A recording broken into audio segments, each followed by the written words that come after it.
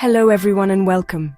Today we're going to talk about a question that gets right to the heart of our relationships and beliefs.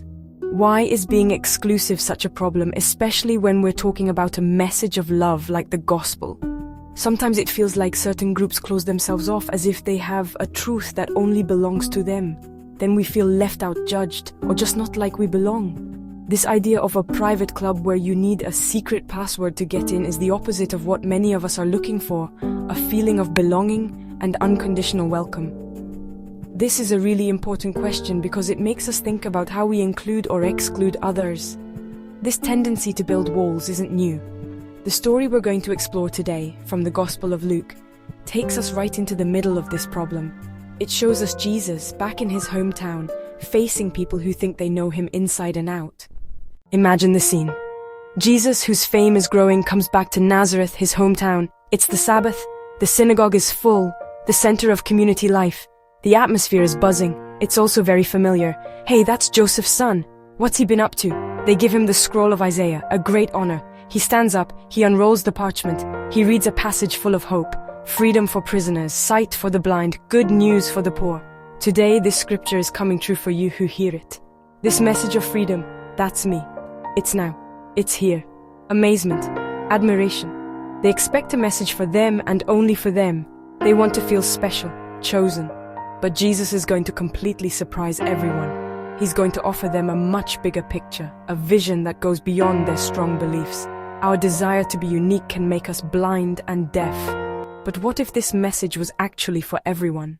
Hearing these examples, the mood in the synagogue completely changed. God's salvation isn't your private property. It's not just for your group. It's not just for your nation. It's not just for your village. God's love has always gone beyond borders. A widow from Sidon, a Syrian general, two strangers, two others. Jesus shattered their feeling of being better than others. It was unbearable for them. Too big, too open, too upsetting for minds that draw lines between us and them. The anger turned deadly. They got up, chased him out of the town, all the way to the edge of the cliff. This act of violence shows just how far refusing to accept others can go. The drama teaches a lesson about the dangers of narrow nationalism and tribalism. Jesus shows us a God who is the Father of everyone, whose love knows no borders, no passports, no walls. So what does this story from Luke chapter 4 teach us? It teaches us that the gospel, by its very nature, is for everyone. It's a message for everyone, no exceptions.